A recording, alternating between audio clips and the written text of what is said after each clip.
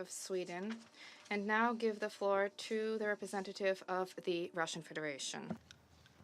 Спасибо, господин председатель. Thank you, sir. We thank the Special Representative of the Secretary General, Madame Lalim, for the briefing on the situation in the country and for the work of the United Nations Justice Support Mission in Haiti.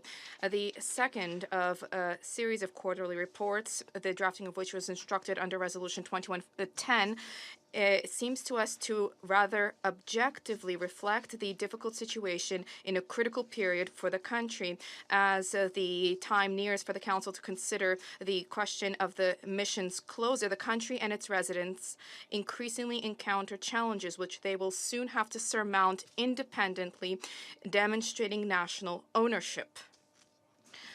There is a highly tenuous situation in the area of security, and this has recently been shaken by new challenges.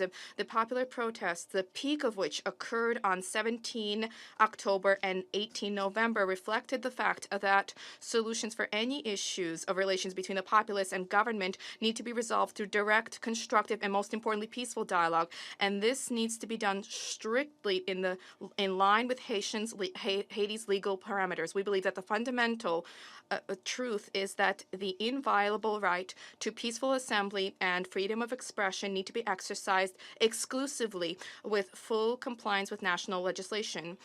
We support the call of colleagues to call on protesters to uphold the law and to refrain from acts of violence which undermine stability and social order in the country.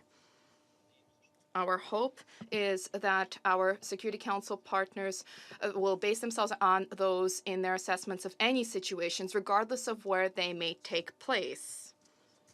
We noted with satisfaction the positive assessments in the report regarding the process of transfer of responsibility to the Haitian National Police.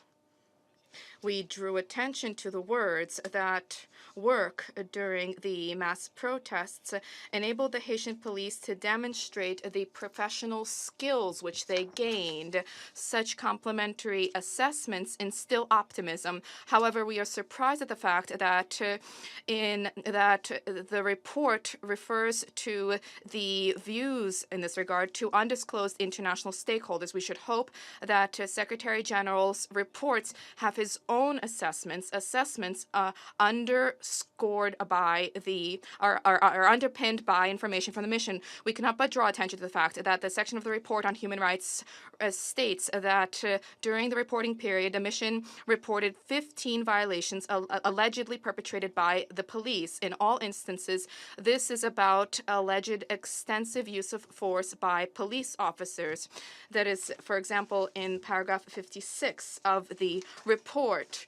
We wish to stress that this is far too vague in terms of wording, far too vague wording for a report on such a critical aspect as human rights. We would recall that in April, our U.S. colleagues insisted that Security Council Resolution 2410 have Chapter 7 of the UN Charter apply to the whole mandate of the mission, and this undermined many years of Security Council consensus on Haiti. Was this really done to now discuss certain speculations?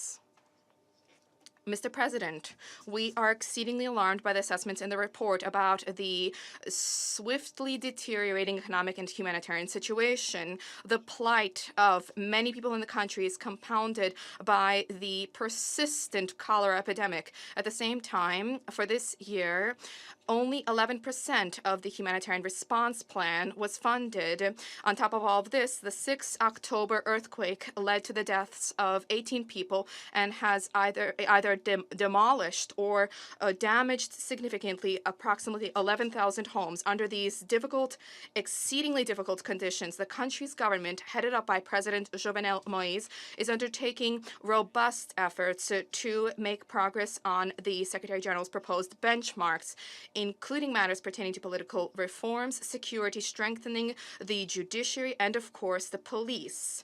At the same time, we believe it is of utmost importance to have the legislative, executive, and judicial authorities work in a concerted manner.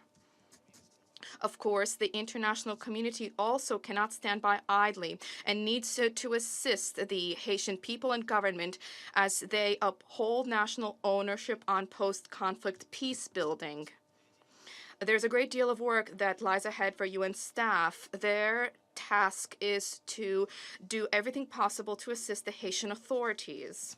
The Russian Federation supports Port-au-Prince and will continue to see to it and to facilitate it to ensure that the results of the work of the Security Council will lead to genuine normalization of the situation in Haiti and will strengthen the sovereignty and self-sufficiency of that state. Thank you for your attention.